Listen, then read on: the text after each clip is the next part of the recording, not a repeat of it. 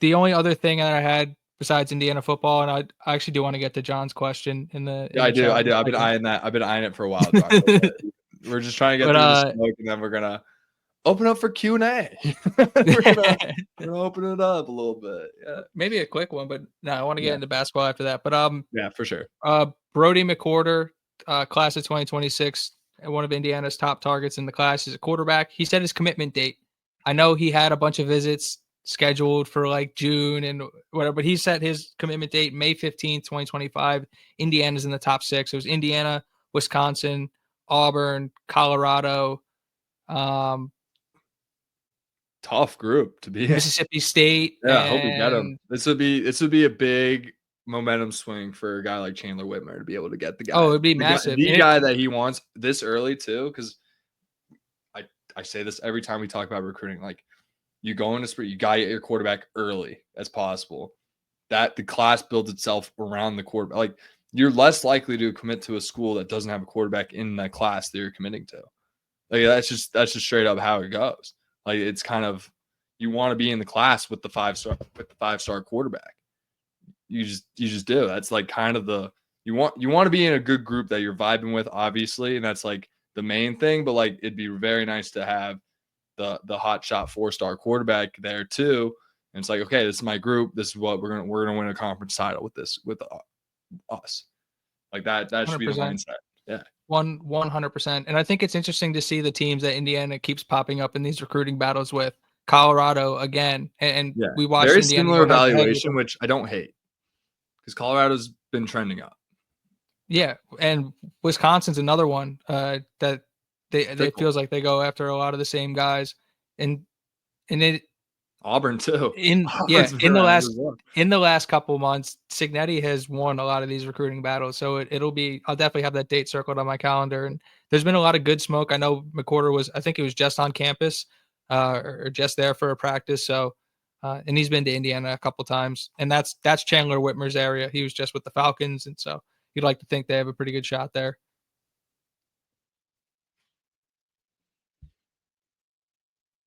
I got nothing. But to John's question, who do we think is going to start? Who do we think is going to start in the defensive line? This is a me question. This is a Goom question. This is a you question. This is a Goom question. This is what it is. So we've talked about before, the D-line need 8 playable guys. So like the starters, not as important as most groups, but you know, in terms of who I think is going to start, who's getting the ones right now with the D-line, it's Kamara at the stud, because they already announced that that's where he's going to be. The other big D end where Kamara was last year, it's hard for me to believe Landino is not getting those reps considering the amount of playing time he was getting. Inside, I like the hot shot of Uzziah Wheeler playing that James Carpenter role. And then in the CJ West role, I like Tyreek Tucker to be there right now. A little PFF darling, which is also Dominique Radcliffe, who's kind of competing for that spot. And we'll get a ton of reps regardless of whether he's starting or not. But I see Tyreek Tucker getting the first snap of every game this year. I think he's been with Cignetti since James, right? What was the school he was at for? James Madison, right? Something like that. some it's so long, I already forget. Some small Virginia school. Like, I don't even, it's like, can't even mention that school anymore at this point. And yeah, so I see it as Landino, Tucker, Wheeler, and Kamara starting. Backing them up, Burris, Ratcliffe, and Dukeway. And then there's a bunch of snaps to be had, which is why I've mentioned that this D-line room is probably the one room where I'm like very more intrigued than the others, because there's also who's necessarily playing. Like, I don't think that's figured out yet on that line at all. There are 2 massive X factors too. You have William and Andrew DePape. I'm going to by the start of the season, I'm going to have the pronunciations of this roster down. I swear. By next episode, I'm going to have the pronunciations of these names down. But do it for me, really. Both those guys, I got you. I'll write them out for you too. Yeah. Both those guys did. One got hurt last year. The other one did. I think redshirter, didn't really play much. So to have both those guys, where do they factor into the defensive line as well? And then Ndukwe is a guy who he blocked a punt last year. He was somebody who we were really excited about going into last spring. Reminds me of Jayon Brown, just special guy making plays on special teams as a youngin. Usually gets time on the field later in their career and are very good at it and turn out to be maybe NFL players. a lot of the times. Because if you could just make plays, you're just being a good football player, and that's only a good thing. It's not just some like coincidence that Ndukwe is blocking the punt. It's not like they designed it for Ndukwe because they're like, Ndukwe's a dog. He can get it. He can get there in time. And yeah, I'm excited to see what Ndukwe is able to do. Because if he's able to be like as a true sophomore, able to kind of be a legit rotational guy on this D line, that's just huge for the program in general. Because Kamara's leaving, so if we have Ndukwe already there next year, that's just big and proven. Like that's just nice to have going into the portal next year. This is one less spot to fill.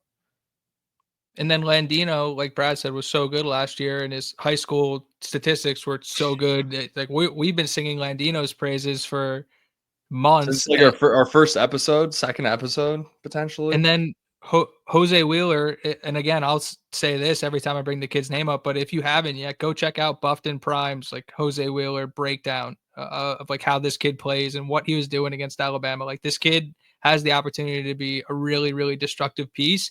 And honestly, don't be surprised if he ends up getting some reps at that end spot where we expect Landino to start too. And I think that we might see a package at some point that has Wheeler, Ratcliffe, Tucker, and Kamara all on the field at the same time. Maybe even Burris and Ratcliffe can mix in with those big that big lineup if they want to do it. It'd be fun. I want to see more edge rush guys kind of step up. It's the thing that we're kind of lacking. It's really just Kamara and Landino. And then Ndukwe, maybe, big question mark, hasn't really. And then we have Turvey. There's always Andrew Turvey, or reliable. Shout out to Andrew Turvey. Shout out Andrew Turvey. But really, a lot of unprovenness at the spot. But I mean, Jose Wheeler wears number 0 at the D tackle spot. I mean, you just got. He's gonna be a dog. I mean, you have to be a dog if you're going to wear that number at D line. So I'm just excited to see him, and the tape backs it up too. So yeah, John, a lot to be excited about for this room. It's probably the biggest work in progress, but a lot to be excited about, and definitely something to keep an eye on in the portal post spring. Because see if they could just add to it, because you really can't have too many D linemen. Like if they could somehow upgrade Landino, that'd be great. If they could somehow upgrade Tucker. If they could somehow even upgrade Wheeler, no one's going to be complaining over here. Is what I'll say. Like the more depth we can have, the more talent, the more all conference capable guys we can have on the D line, probably the most important position group in the modern like game of football. It can only do good for you. Obviously, besides the quarterback, duh. But D line is just super important. You can really change the game with D linemen. So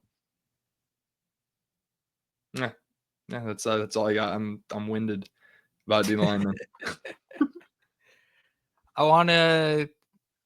And then I want to shout out John with this comment. He said, IU, he's been a long-time IU fan, 1961. I was, to be honest, John, not born yet. First year, he thought IU was a tough place to play, which makes a ton of sense. I mean, I've heard, obviously, this was the best environment I've ever seen from Indiana, being enrolling in 2017. But I heard the Copper Bowl team, like that era, early 90s, late 80s, really good environment, like the Trent Green era. So the fact that John's over here and he's a listener of our pod, I'm just going to say, I mean, we already called this the golden age of Indiana football, but just hearing stories like this from longtime fans like John is all the more sentiment that, we really are in the golden age of football. And it did, like, I'm going to give Thomas flowers. Kind of started with the 2020 season, walked so Signetti can run type of energy that I get from just how that whole thing went down. Yeah, it's just great to hear. Thanks, John, for listening, by the way. Appreciate it.